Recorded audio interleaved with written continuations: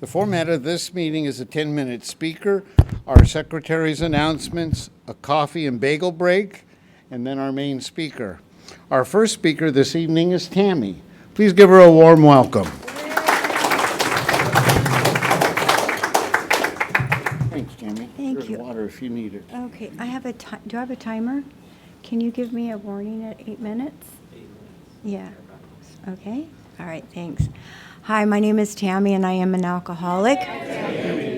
My friend Honey says that Dr. Paul used to say that he thought that I think being an alcoholic was the worst thing, but now I believe it's the best thing, and I truly believe that. I'm so blessed to have found AA and to be a part of this community. AA has put my hand into the hand of God. You know, I've always had a belief in God, but until I got into these rooms, I really didn't know who or what it looked like. I can see and feel God in these rooms today, and I'm truly, truly appreciative of that. I was born and raised in the Inland Empire, Rialto, San Bernardino, Colton.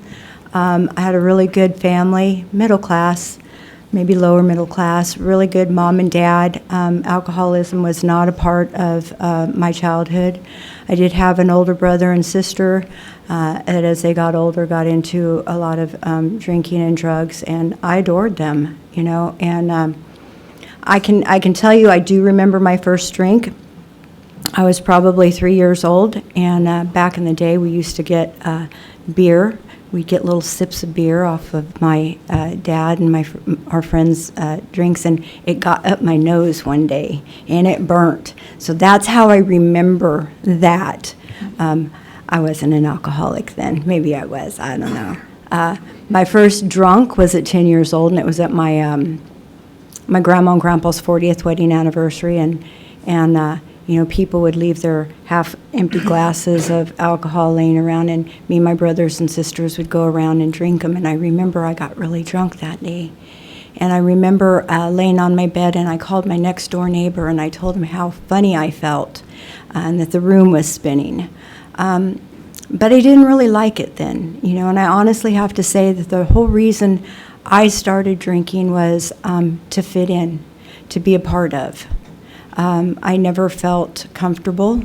I felt very awkward and very not a part of, just like a lot of people that I hear talk about that in these rooms. And so when I started drinking, it was to fit in. And at that particular point in time, my mom used to send me with my sister when she would go out because she knew I would narc her off and tell on her. And I got clued in that if I stopped narking on my sister and brother so much that they'd let me hang out with them more and they wouldn't be so mean to me. So lo and behold, I stopped narking them off, and pretty soon I got to go to the parties with them, and I got to go to the river and all the fun things that you get to do, and they just hand me a beer and put me in the corner, and I loved that, So that's kind of how my journey began. Probably started drinking on a regular basis about 13 or 14 years old. We'd do that whole, go into mom and dad's liquor cabinet and pour a little bit of everything into the glass, and we'd fill the vodka and the gin up with water, and we'd fill the whiskey up with Pepsi so it didn't lighten up so much because Dad would mark the bottles, and we'd put that in a jug and fill it up with Kool-Aid or Pepsi or whatever was around, and we would drink that on the way to the skating rink. And that's how my starting of drinking began. Drugs were around a lot growing up, so that is a part of my story. But, for the first, 30, up until I was about 30 years, I had 2 children. One of them was taken away from me when he was 2 years old by his dad because I was not a good mother. My daughter wasn't so fortunate. She kind of got stuck with me. And some of the places that led was, living in a homeless shelter with her, living out in the middle of Adelanto with a bunch of bikers with no running water or electricity. Just kind of leaving her at different friends' houses, and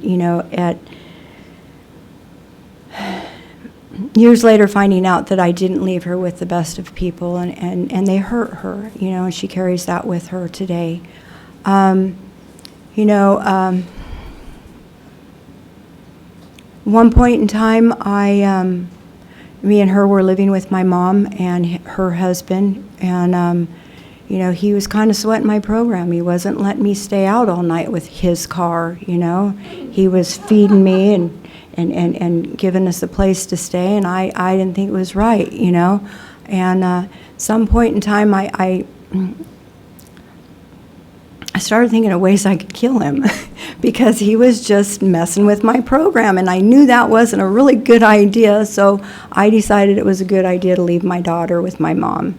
And I basically left the car with a note one day that said, please take care of my daughter. I'm going to go get well. I'm going to go get my stuff together. For about a year, they knew nothing about where I was at. They knew I was alive because one of my friends lived next door to my daughter's friend, so they would say, yeah, we've seen her, she's okay. And at some point in time, I'd kind of gotten into a situation where I was going to go back with an ex of mine who was very violent, and I thought that was a really good idea. And my sister's friend stepped in, who was a criminal attorney, and he told me he could help me if I wanted the help. I wasn't ready at that point in time, but eventually I called him and I said, I've been sleeping for about a week straight, and I'm ready to get some help. And I came down here to Orange County and was introduced into the rooms of AA. Unfortunately, I didn't get it. I never was able to get a sponsor. I never worked the steps. I went to some meetings, and I stayed sober for about a year until I met my second ex-husband, who was an alcoholic. And at that point in time, I thought, I can drink. I'm not an alcoholic. I'm a drug addict, right? Because this is the way this thing works up here. And, I ended up marrying that man, and for the next, 20 years, was a fairly functioning alcoholic. I was able to hold down a job, had the husband, had the house, had a,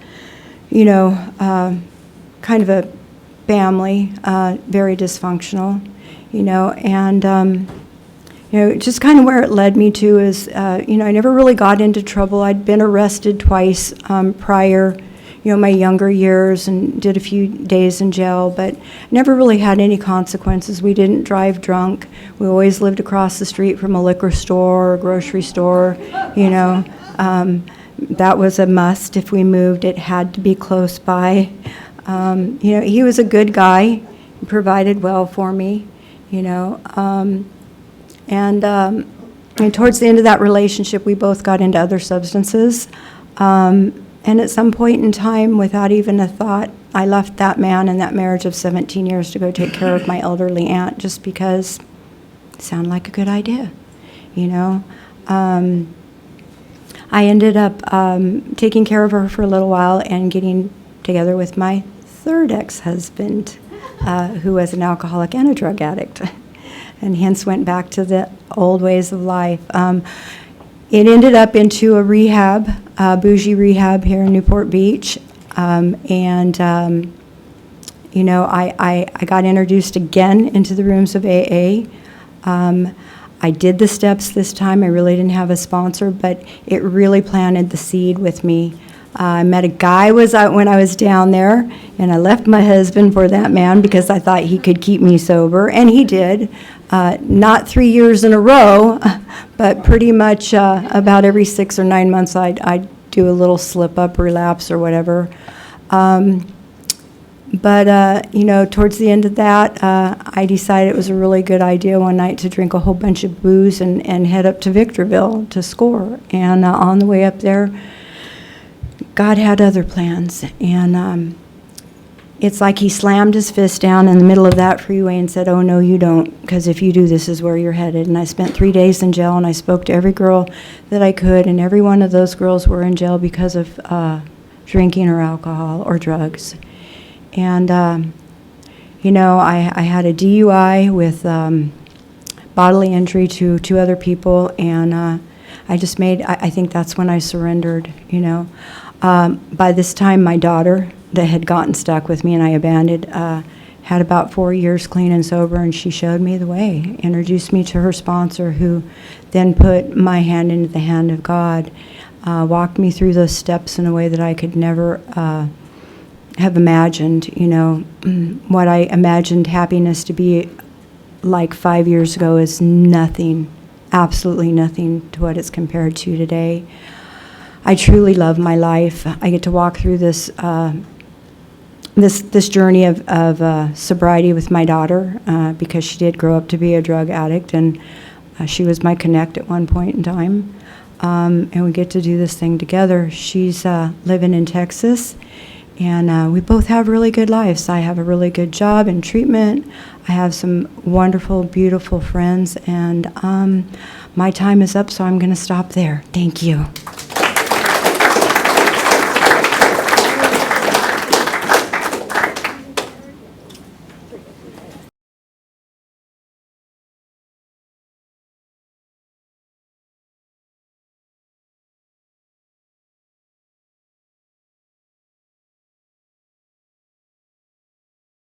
Now our main speaker will share her experience, strength, and hope with us.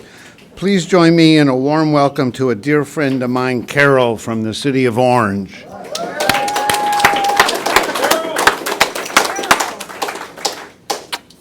Love you. Thank you. Good evening. My name is Carol, and I am an alcoholic. Carol. A lot of people can prove that here in this room. Let's see now. Okay. Anyway, my name is Carol. I am an alcoholic, and I'm honored to be here. Thank you. Thank you very much for the honor and the privilege to come and speak to you tonight.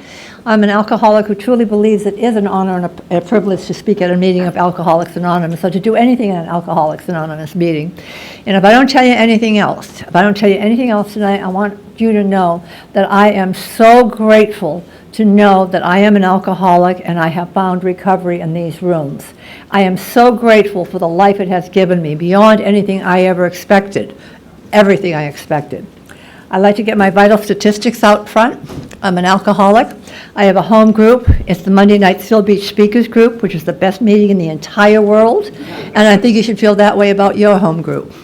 I have a sponsor, June G., who lives up in Oxnard, and her job is to keep me right size in the middle, and she does a real good job of that. She's very busy, I'm very busy, so I just call her every time I screw up.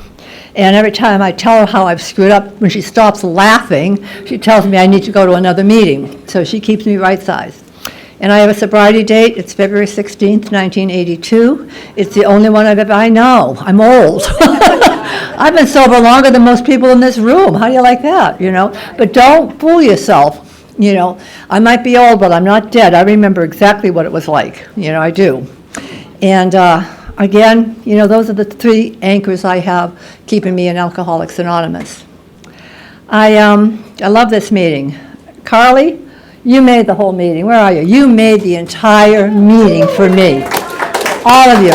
And I mean, it's like those girls that have commitments up here. My God almighty, how old are you? You're so young and so vivacious.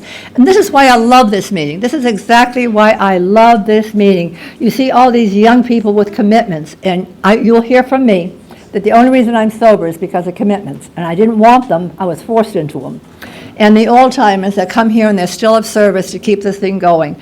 And Carly, the way you spoke tonight, and everyone in this room just felt your heart, and your little friends that came up to support you, that is exactly what the whole program is. It's a we program. None of us can do this alone.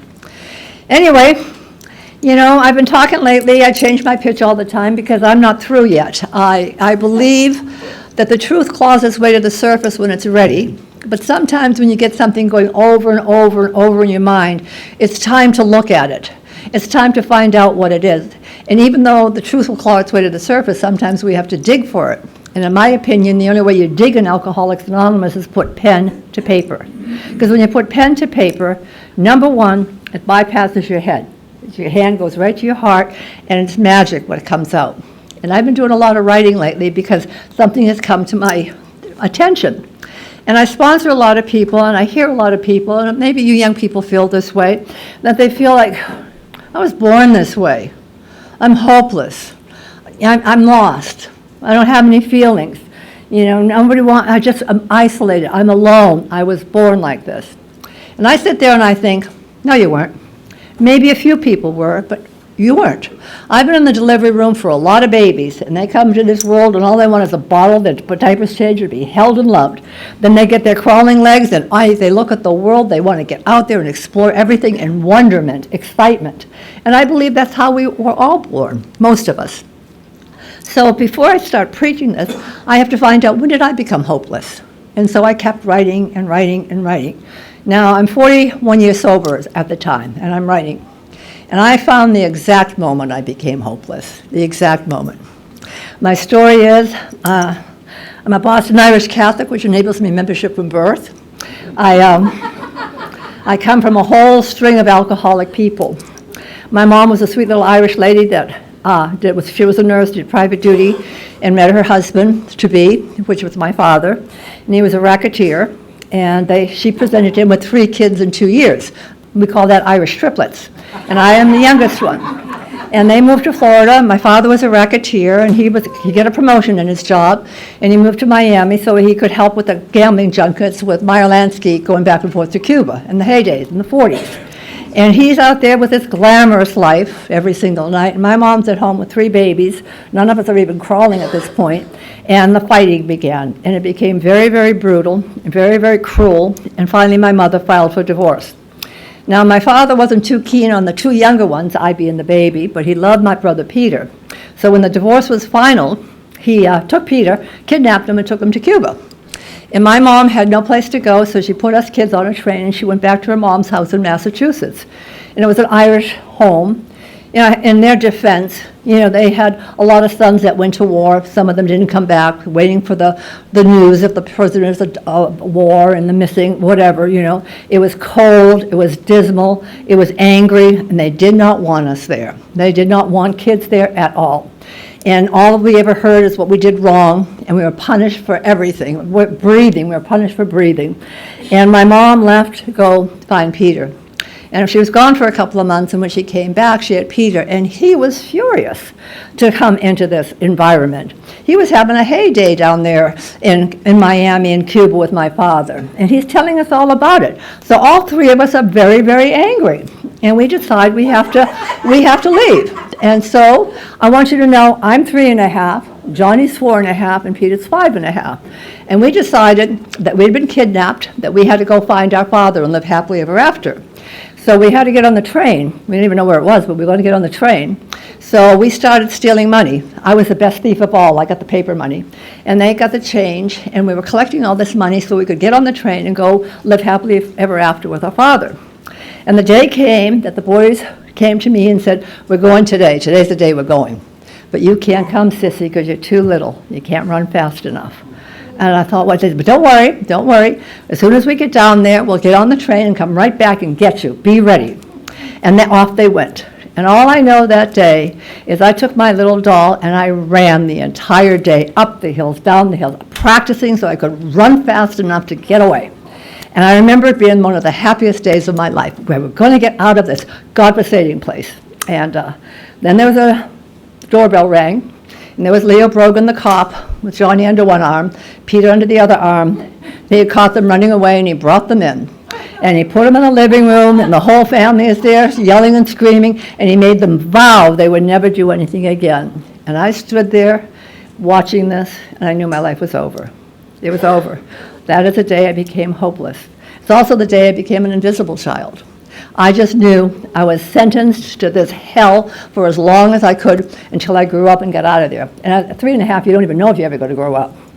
And I became the invisible child, and I became perfect in a lot of ways, so I would not be in their view. I didn't want to be in their view. And, I became a geek. I fell in love with books. Reading is my first addiction. And I didn't read to learn, I read to escape. I didn't read to learn anything, and I set my goals at a young age. My goals in life were, number 1, I was getting the hell out of Lowell, Massachusetts. And the other goals were, I was going to grow up and wear beautiful clothes, travel the world around, and have all these handsome men chasing me. And thanks to alcohol, I achieved all those goals. As I said, I was a real geek, and You know, I was an A student. I had to succeed in everything. I didn't like, I love science. I loved all this. I just stood and read my books and just studied constantly. And then my brother Peter graduated from high school and he went off to the Marines. It was pre-Vietnam. And the next year Johnny graduated and he went off to the Air Force. And I'm looking around, I'm not staying here. So I went to my mom and I said, I want to be a nurse if I could go to this hospital in Boston. She said, fine. She loved it because she was a nurse. And so I applied and I was accepted, and off to Boston I went. And I got there and I checked into my hotel, into the dorm, and I was so happy. I felt free at last. And I'm in my room and there was a knock on the door.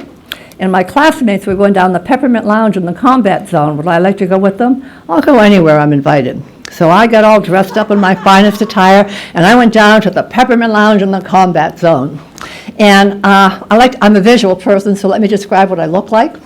I was as skinny as a pencil. I had bright red hair that stuck out to there. I had freckles everywhere, and I spit at you when I talked. As I said, I was a real Greek. I had excellent manners and no social skills whatsoever. And it was the early 60s, and there was a song out at the time, Scotch and Soda.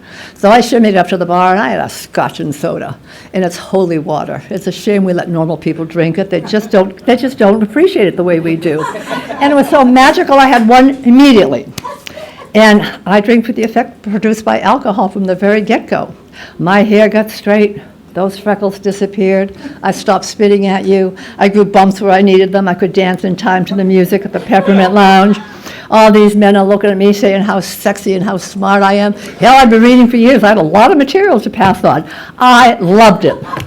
My story can be summed up in 2 lines. Alcohol gave me wings to fly and took away my sky.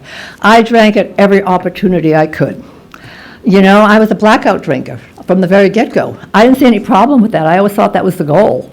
And I was told when I started drinking that I was angry and I started fights. My brothers taught me how to fight. I was pretty good at it.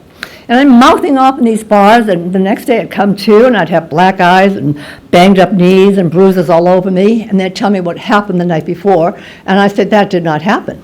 It did not happen. I defended my right to drink no matter what. I'm clumsy. I fell down. And I'd often running again. I graduated, and I got a job at the New England Deaconess Hospital. It was bitter cold, and I remember looking at, I had a Florida orange in my hand one day, and I looked at the thermometer. I think the wind chill was 42 below zero, and I just said, I am out of here. That alcohol changed, that little Irish Catholic girl disappeared, and this one who said yes to life appeared. And I went to work, and I gave 2 weeks' notice, and I went to Miami, Florida. Didn't know anybody, but I'll figure it out when I get there. And I got down there, and I got a little job in a dock in a box type place, and I rented a room someplace, and I'm walking back and forth to work. I'm working, at that time they were all Haitians and Cubans for patients and staff, not much socializing going on there. And I'm walking back and forth to work, and I stopped at this one store, and I saw all these pretty gals putting up a sign for a roommate, and I looked at it, and I thought maybe I should check it out. They were all airline stewardesses and traveled all the time, and they had this big mansion on the Miami River, exquisitely furnished, 3-car garage, Olympic-sized swimming pool.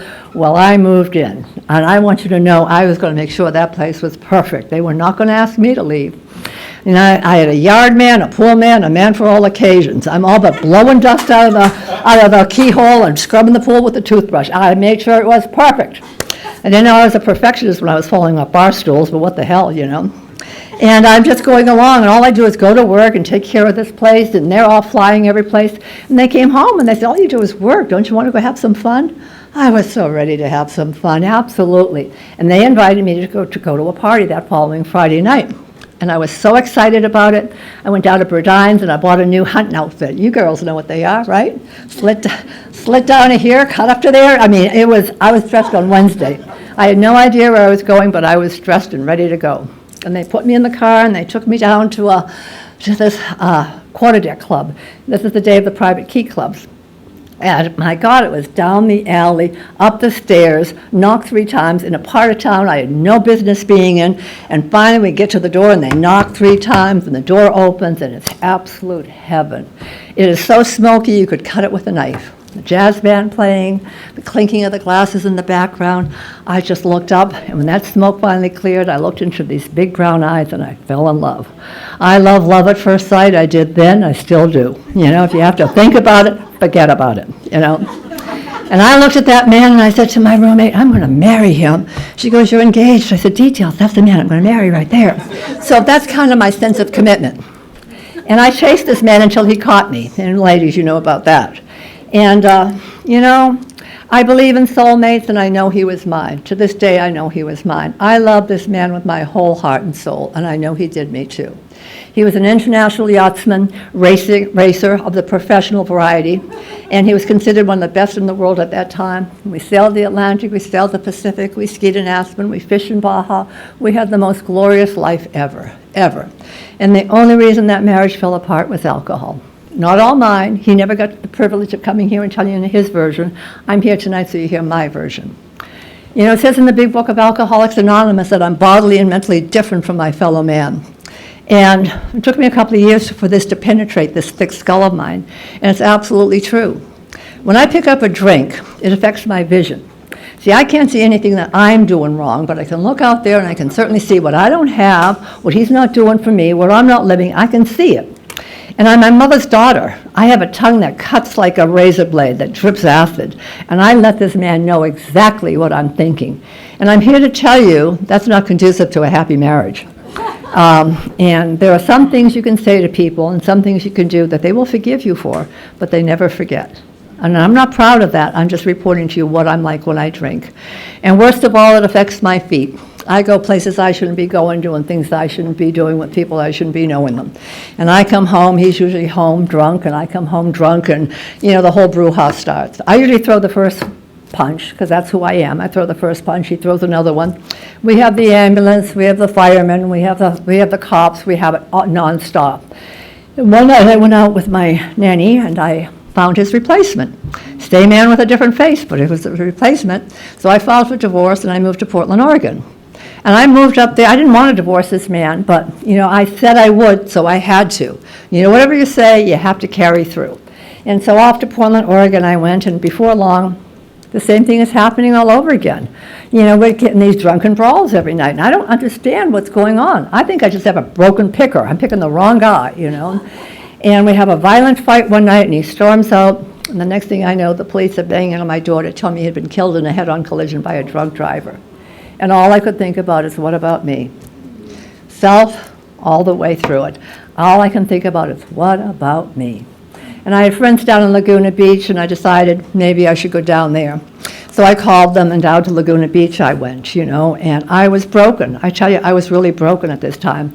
I felt like a black widow spider. Here I am divorced, this guy get killed, what am I doing with my life? And I got down on Laguna, and all my friends were cocktail waitresses. They were all college graduates, but they were working as cocktail waitresses because they were making all this money in all the beach bars. But I wasn't ready to give up my career. So I got a job at the mission hospital today, and I get up we'd be out drinking all night long, and I get up at dark 100, iron that white uniform. It had so much starch you could walk to work by itself.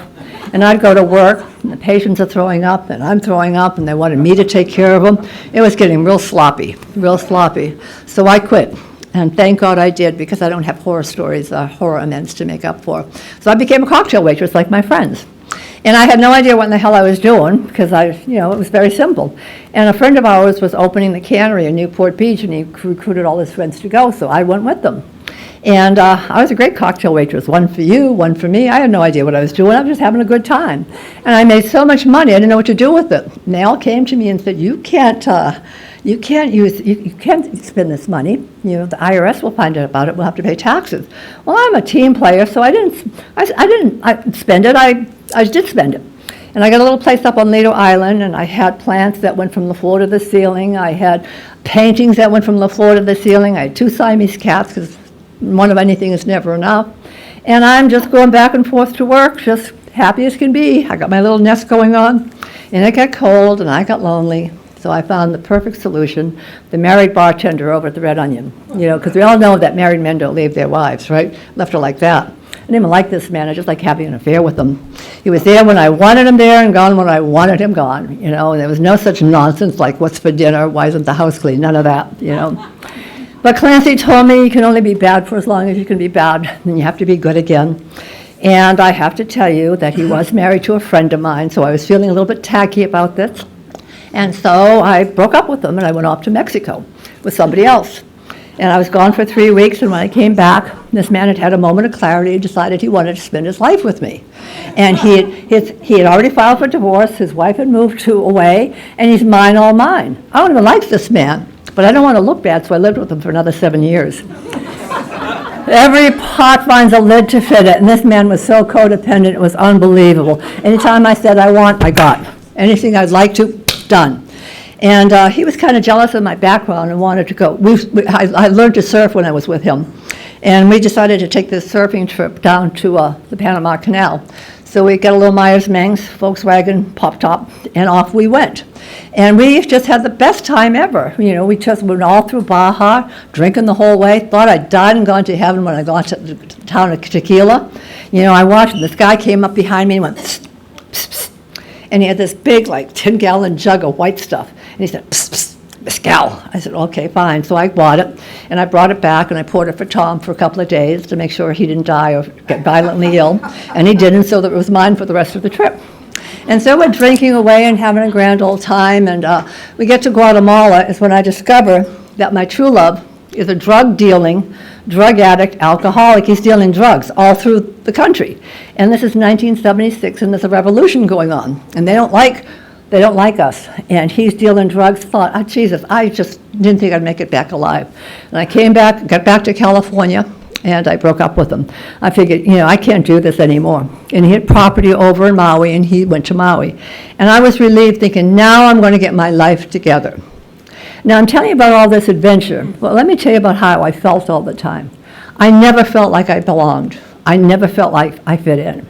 I couldn't understand why I was so violent at times. I couldn't understand why I was so sad at times. I just had this hole inside me. I did not know what it was. I was a great actress. I always tried to be whoever you wanted me to be, and I failed most of the time. I was absolutely so soul sick inside, and I did not know what was wrong with me. So when we broke up and he went to Maui, I vowed I'd get my life together. I was going to get a job, get my life straightened out, get a career going, do life. But, you know, I've long since crossed over that line of alcoholism, whatever line that is. And I began drinking unattended in the bars of Newport Beach. And those things that happen to women drinking unattended in the bars began to happen to me. And I got scared. I got into a violent car accident, you know. It was awful. And, you know, he got wind of it. Took me a couple of months to recuperate, and he said to me, come to Maui. Come to Maui, let's try it one more time. And I vowed to him that things would be different, but how in the hell can I keep my word to him when I can't even keep it to myself? And I got to Maui. He was the opening bartender for Chemo's restaurant, so he went to work at 5 o'clock. I got a job working for a tax man. Hadn't filed in years, but I showed up for work, so I got the job. And I get out of work at 5 o'clock. And most nights I'd just get out of work and go over to Chemo's, and I'd have one drink just to watch the sunset, just to hear one song, and I can never predict what will happen when I pick up a drink. And I began drinking and left it all over Lahaina. He got out of work at 2 o'clock in the morning, got home at 3, and I came in after him. And rumors of how I was behaving got back to him, and he kicked me out. Do you know how embarrassing it is to be kicked out by a drug-dealing, drug addict, alcoholic for your drinking? It's embarrassing. But I had a friend who watched me, and he offered me a job, and I had a great job. He gave me a great job. You know, he was a commoner of the yacht club, president of the Chamber of Commerce. Part of my salary was a little house on Front Street with a swimming pool, brand new red Mustang convertible. I'm all that. Now, I'm from Boston. I know how to show up to work no matter what. I might be throwing up and passed out at the desk, but I will be there, by God, you know. And this is when I started living 3 lives. My first life was my business life. I know how to get it done. I will get it done, and I'm good at it. The second life was my social life. He's the president of the Chamber of Commerce and the commoner of the yacht club. I know how to behave at social events. I know how to sit my pool for say. But then I have to get on to my real life, and that's my drinking life. And I excuse myself from these events, and I go to those local seedy bars. I'm a mouthy broad looking for trouble, and I find it. I am always in trouble. I got into a lot of situations where I decided I need some protection. So I started drinking with the other side of the law. And I am the type that, for some reason, I knew where all the bones were buried. People would tell me all these things. I didn't want to know them, but I knew where all the bones were buried, and I had to get out of town. I knew too much. I had to leave town. And so I got on a plane and went back to Boston to my mom's house. And I was on the wagon, not because I thought I had a drinking problem, because I always believed that drinking was the solution. It wasn't the problem. It's the only thing that stops this madness in me. It's the only thing that stops this hole inside me. So I overshoot the mark. I'm not bothering anyone. I don't know what you're complaining about. But I could never understand why I felt so bad when I looked at my friends, the people that loved me. And they looked at me with that look, you know, that look. And they asked that question, what the hell is wrong with you? Why do you do what you do? And I don't have an answer. I'm not bothering you, so I think. So I just dismiss them and I keep on going in the opposite direction. So I'm on the wagon when I get home, and I told my sweet little Irish mom, for some reason, that I don't drink anymore. And I don't know why I told her that. You know, and I was on the wagon, like I said, the vehicle that the wheels fall off when you're not paying attention. And I was back there for a short period of time, and I was fired from the job and evicted from the house, and the car had been repossessed. And the guy I was dating already had a new girlfriend, and I was devastated. And I didn't know what to do. I'm pretending like everything's okay to my sweet Irish mom, and I'm dying inside. So you know what I had to do. I had to start drinking. So I started the sneaky drinking. First I'd sneak up a half pint, then it was a pint, then I graduated to a quart. Every night I'm going to bed earlier and earlier. It's Boston, it gets dark, it gets cold. 5 o'clock, 4 o'clock, 3 o'clock, 2 o'clock was the limit. You know, I knew I was in trouble then. I tried to get these bottles out of my room every single night. And even though I'm not an alcoholic, I knew I could not let my Irish mom see the way I was living. So I decided to go back to Hawaii. I had no place to go, but I decided to go back to Hawaii. So I left Massachusetts on my natal birthday, which was my 39th AA birthday, and I said goodbye to my mom, and I was off and running. And I didn't get to Hawaii till sometime in February. I guess I drank my way cross country. Thank God this is before cell phones. You could photograph and remember all these things. I drank my way cross country. I know I was in Miami for a while, New York for a while, and I ended up in LA. And my luggage had fallen apart, so everything I owned was the 2 shopping bags. And I ended up in Honolulu, February 12th, I think. And I had about $20 in my pocket and no place to go. And there wasn't a soul in the world that wanted anything to do with me. I had run through everybody. Long distance was hanging up on me. Nobody wanted anything to do with me. But I'm an alcoholic. I'll figure it out. And so I'm sitting there, and I remember this one woman. I heard that she was still living there. I used to drink with her, and she was such a tacky drinker. And she had her last. She ended up at my house. Her boyfriend threw her out, so she came to stay with me when I was still drinking. And I kicked her out. I kicked her out because I came home and she drank all my booze, so I kicked her ass right out the door. I could care less where she landed.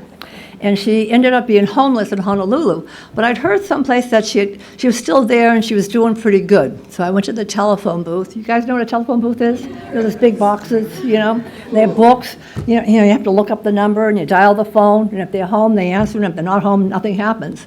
And I dialed the number and she answered. And I said, "Hi, I'm in town. I just thought I'd check to see how you're doing." And she was so ecstatic that I called her. It was her 1-year anniversary in AA, and they were having a party for her. Would I like to go to the party? Well, I'm not stupid. Sleep at the airport or go to the party? Of course I'll go to the party. So I took the bus down in Waikiki, and off we went. And when we got to this party, all these counselors were buzzing around me, paying all this attention to me, as they should, because this whole event never would have happened had I not kicked her out. I do deserve the credit. And she gave me the keys to her condo. She was going away for the weekend, and so I stayed there. There was one rule they had, don't drink, so needless to say, I went out and got drunk. And, you know, and Mary was coming back. She said, no matter what, you're out of here on Monday. So I had no place to go, so I took the bus up Lily House Street, and I checked myself into St. Francis Women's Treatment Center. And that is a day I believe that God put me in the palm of his hands and delivered me to you. I wasn't an alcoholic. All I needed was a place to sleep. And I got there and the bell went off, ringy-dingy-dingy, and they're all going to an AA meeting, and I'm not going to an AA meeting. I know all about it. Bulbous old men chanting, waiting to die, you know, and my friend said, you got to go. So off I went, and I thought, angel of death, just shoot me. I remember someone taking a 10-year birthday, and I'm thinking, how stupid can you be? You've been here for 10 years, you still haven't graduated? You know, I mean, this is how I did not want anything you had to ever. I just needed to figure out a deal. And the next day, they take me to another meeting. They put me in the van. Yay, we get to go in the van. We can get candy and cigarettes. Yay, you know. And I'm going to sleep this one out. But this time we get to Wailai Kahala, the Gucci meeting. And on the way in, there's 2 Rolls Royces and a Mercedes. That got my attention. And I looked upstairs, and there were all these handsome men with aloha shirts, long pants, shoes and socks, smoking their cigarettes. I thought, I'll try one more. So I went up to try one more. And my God created me. He knows exactly how to get me. And this time at the podium was the handsomest, blonde-haired, blue-eyed man I'd ever seen. I knew instantly I'd been sentenced to AA to marry him. And he was a sober member of Alcoholics Anonymous. He went to meetings 7 nights a week. I went to meetings 7 nights a week. Wherever he went, I went. I'm living proof that the brain will follow. And slowly by slowly, people sharing what happened to them, how they felt, where they had given up for alcohol. I began to identify. I didn't know that's what was happening. I was identifying.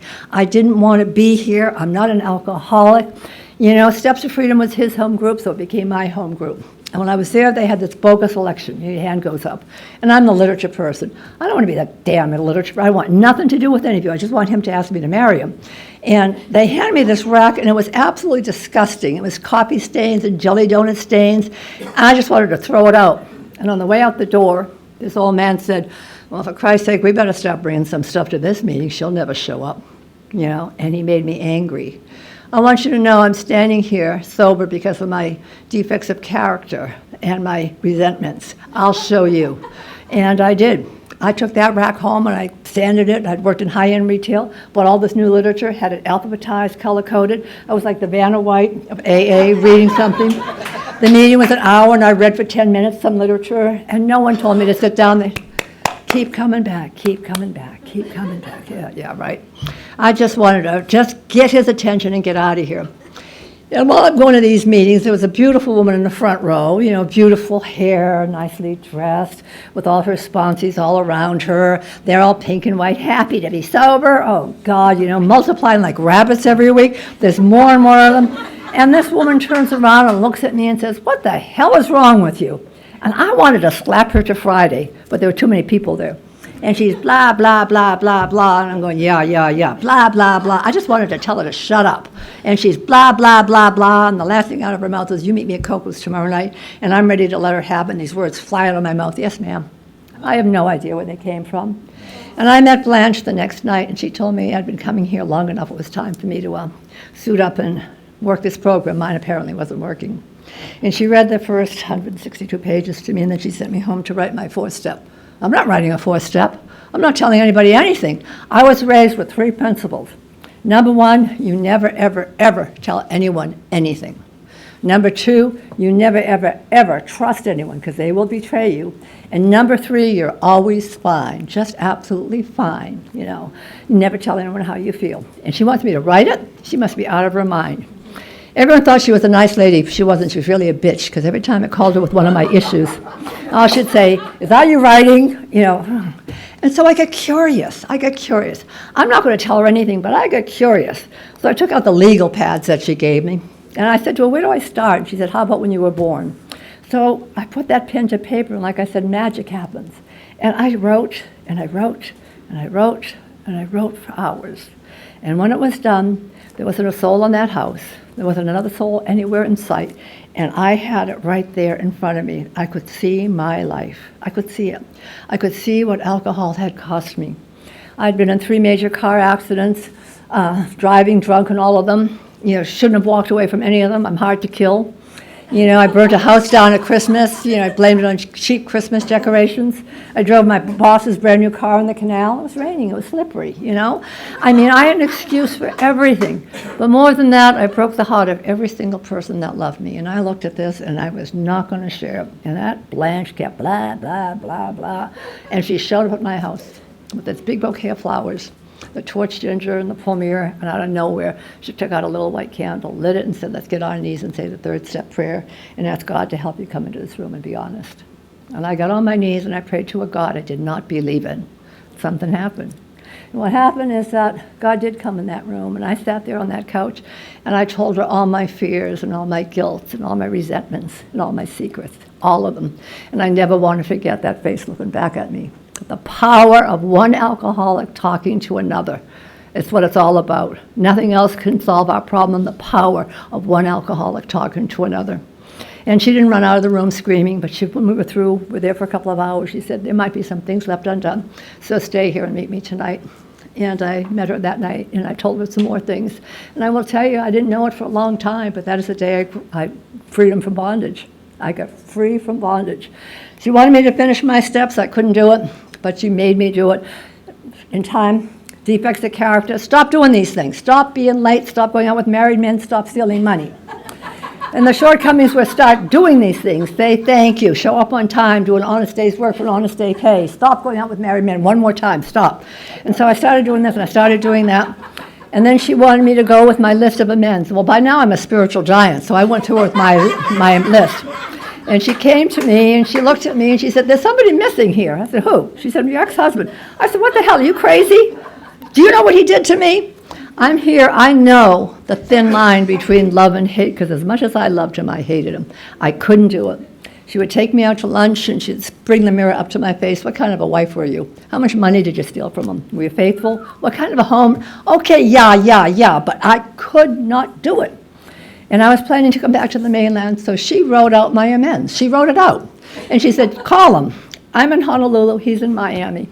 And I called him, and I read that amends to him, not meaning one single solitary word, not one. But in AA, we're taught it's not what we think, it's not what we know, it's not what we feel, it's what we do. And there was a little crack of forgiveness that came in there. And I tell you that because for the next 35 years, he was my very best friend. I could not go back to him because I couldn't live with an alcoholic, and it's not up to me to tell him to stop drinking. And when he died 35 years later, he was my very best friend. And that's what the steps have done for me. You know, I always like to close with this. You know, I was 9 months sober. I'd gone through the steps. I'd done them. I have 10 minutes? Yeah. Okay, God, I got a lot more to go then. You know, but I'll tell you this, is that I was there for, Hurricane Eva came and decimated Honolulu. There was a light on the island. There's no cell phones. There's nothing. And I'm looking at that literature. It's Tuesday night, and I'm looking at it. Just looking at it, thinking, all I can hear is that damn old man on my ear. She won't show up. She's a loser, right? And I'm looking at it, and I thought, what the hell? And I'm living way up on Tantalus at the time, way up on the mountain. So I put the literature in my dusty Pinto, and down the hill I come, and it's weaving all the way down. I don't know if anyone's been to Tantalus, but it's like a high mountain with roads that go like this. And there's branches in the street, and it's blowing, and it's raining, and I'm thinking, what am I doing? And I turn the corner, and there was a church, and there was a little white candle in the window. They were there.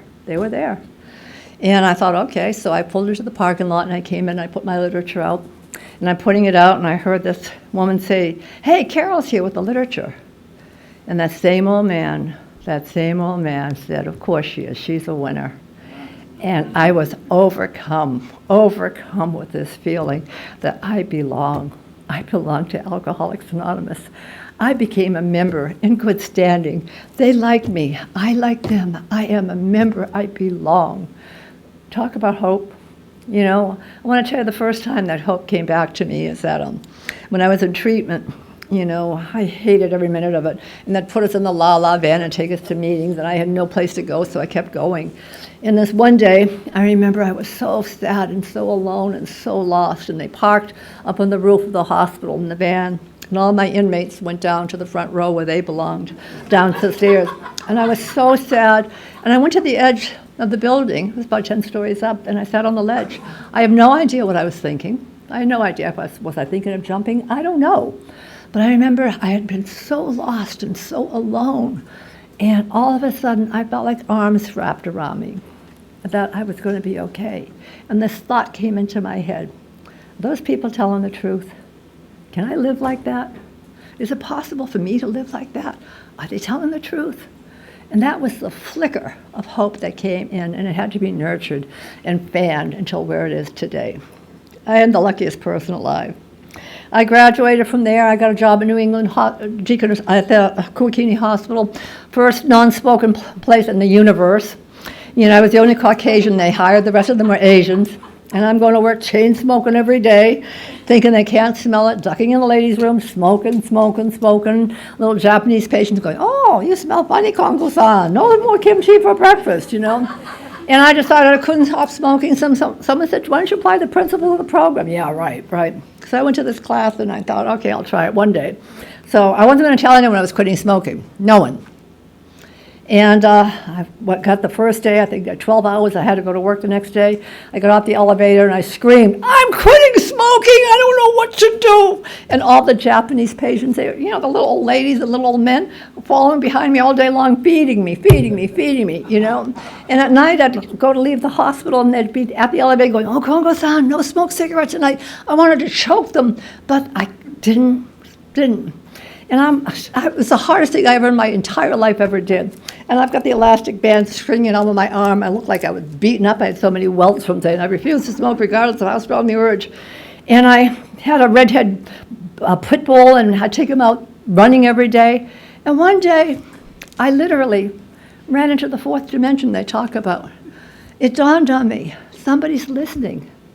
Whoever it is, it's impossible for me to quit drinking and to quit smoking. It's impossible, but I'm not. There is somebody listening. There is a power greater than me that's paying attention to me in my life. And I have never lost that feeling either. The feeling of belonging, the feeling that there is a power greater than myself running my life. I moved back here when I was 3.5 years sober. I got a job, and I will tell you, I've had 3 jobs since I've lived back here. It's over 38 years, and I've excelled in all of them, simply because I applied the principles to the program. I've gotten every award that they ever gave out. I managed to buy a little house. I managed to buy my car. I don't have much, but what I have, I value. And I can tell you about all the trips I have taken. I've been privileged to go around the world. I've had more adventures in sobriety and more traveling in sobriety and remembering it. And I know it's true because I have pictures, and I'm living a wonderful, wonderful life. But the most important thing I can tell you that I have today, is my mind is quiet. I have a quiet mind. And I have peace in my soul. I am at peace. I'm okay. I'm okay being alone. I'm okay being with people. I'm okay wherever I am. And I have love in my heart. And I'm amazed at how many people I love. My biggest problem today is that there are too many people I love and not enough time to see them all. And this is all as a result of applying the principles. We learned how to be alcoholics. And with the 12 steps and a strong sponsor, we can unlearn that. We can unlearn it and live a life where we are happy, joyous, and free. And I wish this for every single one in this room. Thank you for allowing me to be here.